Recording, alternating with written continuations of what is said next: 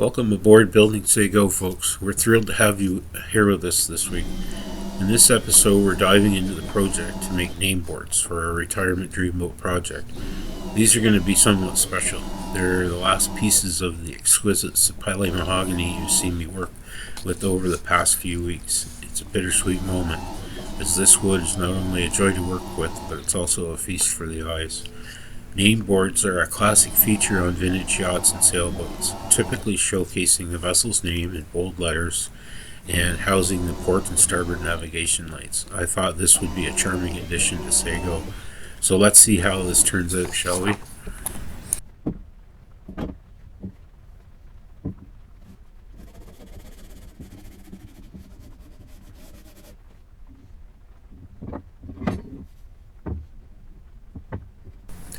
Well, folks, I'm still at it. By the time you see this video, it'll be the second week of December, and been at this project since early February, so that's a lot of months. I think I've had 10 days off this year, 2 or 3 of those were to get married when Lori and I eloped to Niagara Falls, and you've got a lot done. There was a certain period of time there, probably 2.5 months, when we were fairing the foredeck that didn't actually get seen to make a whole lot of progress, but anyway, it was satisfying. We're not looking at bare fiberglass anymore, which is a great relief. And this week is another little project. This is the last of the Sapele mahogany, and I thought I would make these name boards, and I think that's what they're called. I don't really know, but you see them on a lot of classic yachts, and I thought they would be a nice little addition for Say Go.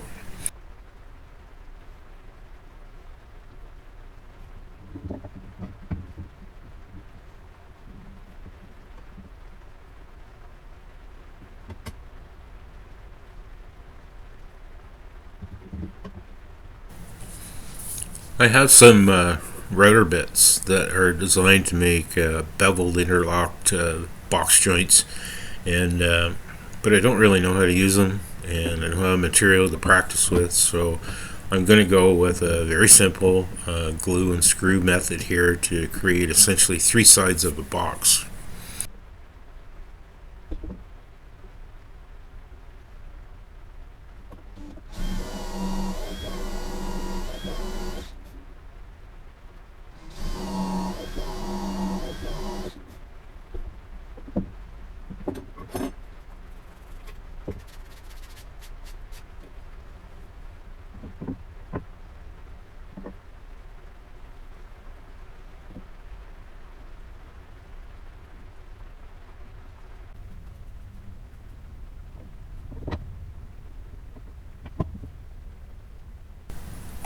I thought I was being smart, marking all the pieces, what were the inside and what were the outside, and where they went and all that. And in the end, I ended up screwing up one piece, anyways.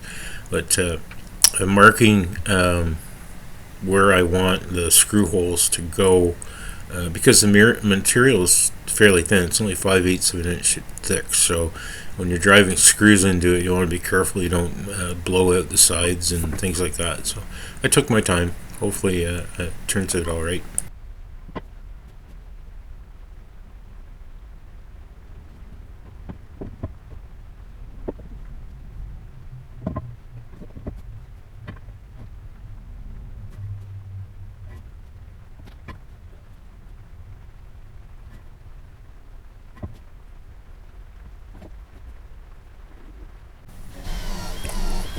I've countersunk all the holes. Not very deep. I'm going to use drywall screws to hold this thing together until the glue dries, and I will eventually remove those and fill the holes with some epoxy and some of the sawdust from the mahogany that I've saved.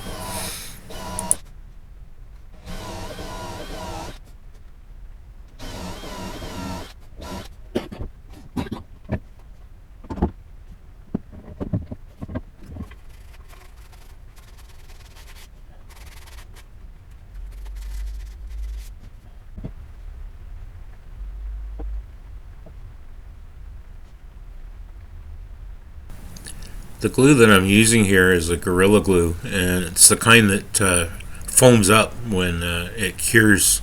It's waterproof. It's very strong when it's set. And the one thing I like about it is it doesn't soak into the wood like the other wood glues, like Type Bond and things like that. And I don't know how it's going to look after we put the tung oil on it, but I think it worked out okay.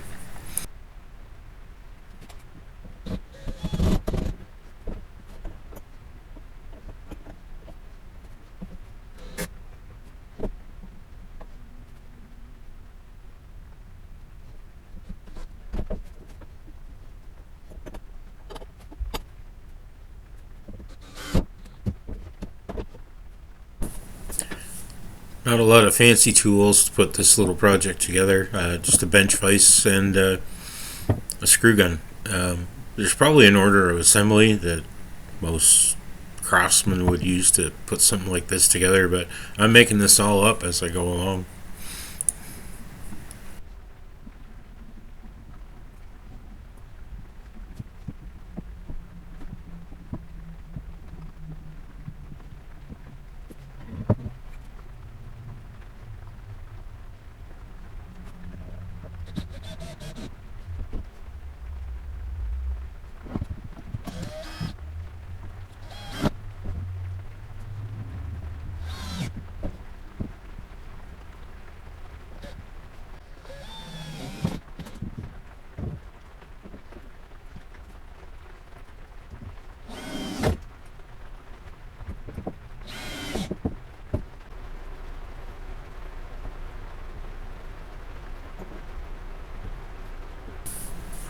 This is the second name board.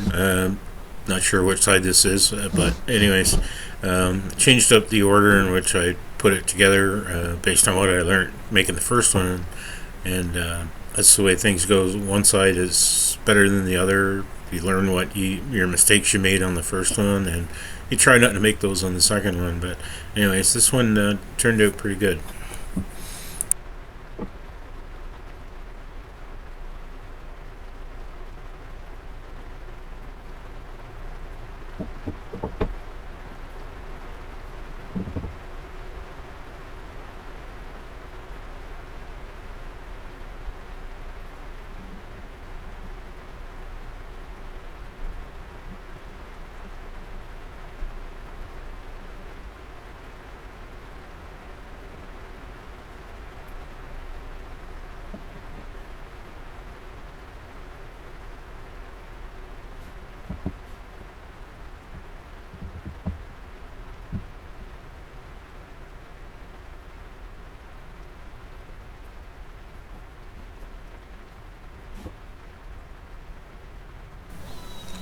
No fancy clamps here, no special fixturing or angle guides or any of that stuff. It's just Mark One eyeball.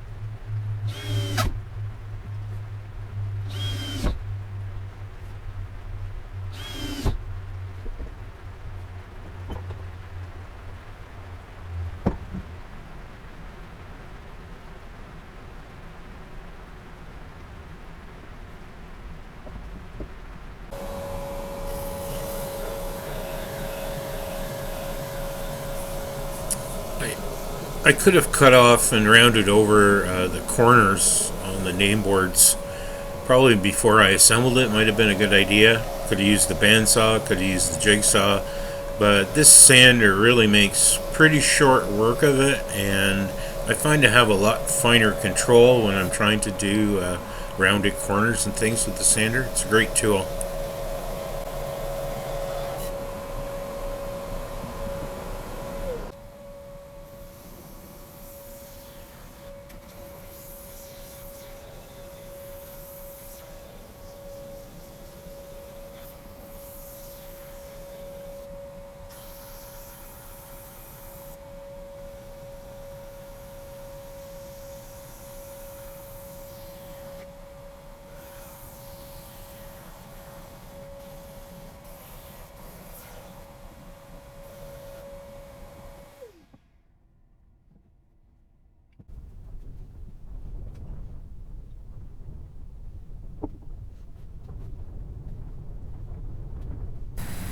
This is one of the best parts about working with Sapele, is putting a finish on it. And here I'm using some ancient tung oil that I've had kicking around in my basement for 35 plus years. Probably wasn't the best choice. I have some new stuff, but I can't remember where I put it. Typical. But anyways, it was a little cool, which is probably not ideal, and stuff was really thick, but it went on like honey, and I set it up to cure with a little bit of heat on it, and it started to bubble, so I stopped that, and I just left it for a few days. It was still wet, so I wiped it down again, and the finish turns out beautiful. This wood just glows when you put something like tung oil on it. That's not the final finish for this wood. Eventually, both the name boards and the other mahogany parts that I made, like the mooring bit, etc., are all going to need 5, 6, 7, 8 layers of varnish before they have a durable finish that will allow them to survive for years, I hope, out in the open weather and rain, etc.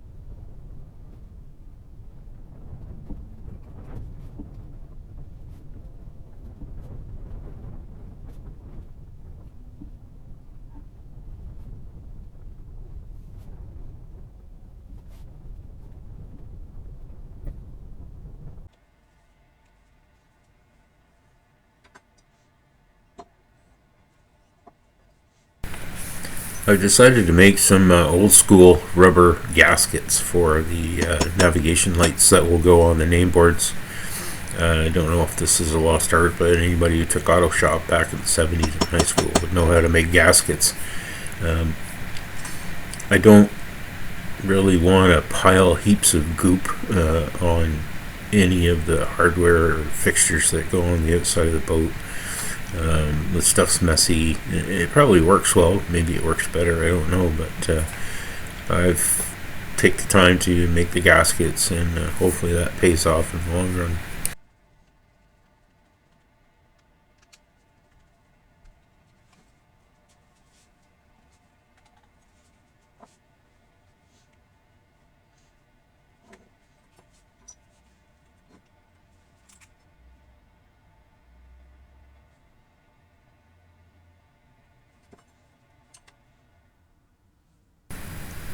While I was at it, I made gaskets for all the navigation lights and a few spares that I'll keep kicking around if I ever need them. Maybe I won't, maybe I will, but it only took a couple of minutes just to make them.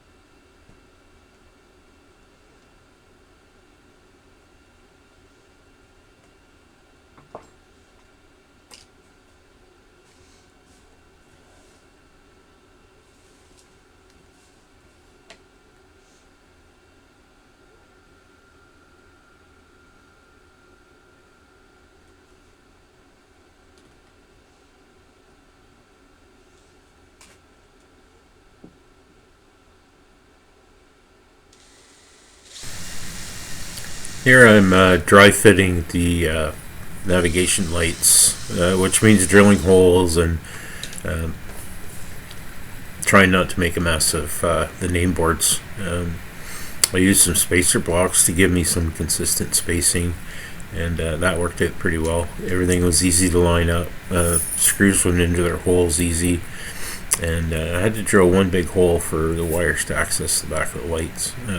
We're thinking of casting the name of the boat, Sago, in bronze or brass, and applying them to the name boards, and maybe a little LED light strip to light it all up at night, which might be pretty cool.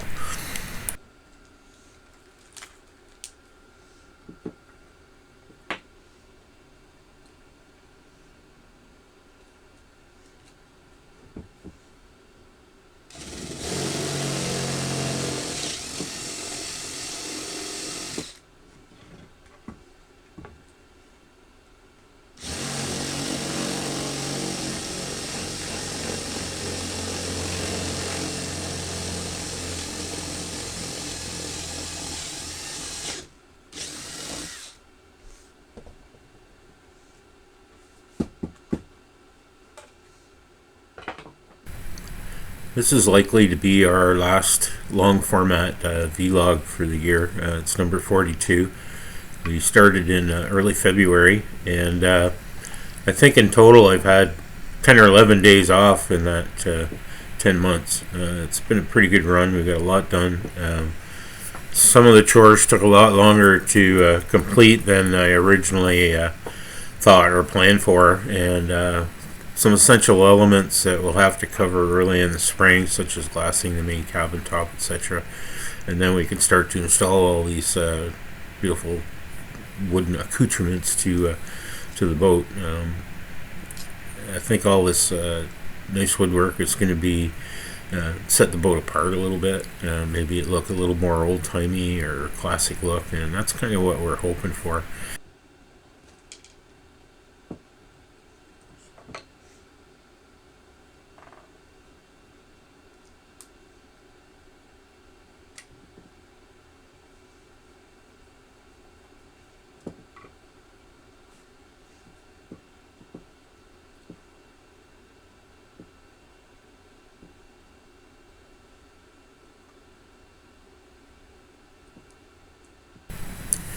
Lori and I are planning to do a year-end review of everything that went on with the boat this year.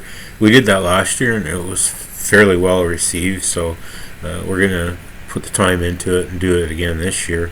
It was a lot of fun, and it probably won't be a live event. We tried live before, it didn't work out too well. But anyway, so from Lori and I, we'd like to thank each and every one of you for giving us some of your precious time every week to watch our videos. We've got, I think, well over 500 new subscribers this year, which was fantastic. We have to thank Rainey from My Dreamboat Project and Joe from Modus 30 Boatworks for allowing us to cooperate on a couple of little projects online, and that worked out fairly well for us. So from Lori and I, we'd like to wish you a Merry Christmas and a Happy New Year. Keep your loved ones and your friends close, and we hope you all stay well, happy, and prosper in the new year. Cheers, everybody. Thanks again. Bye.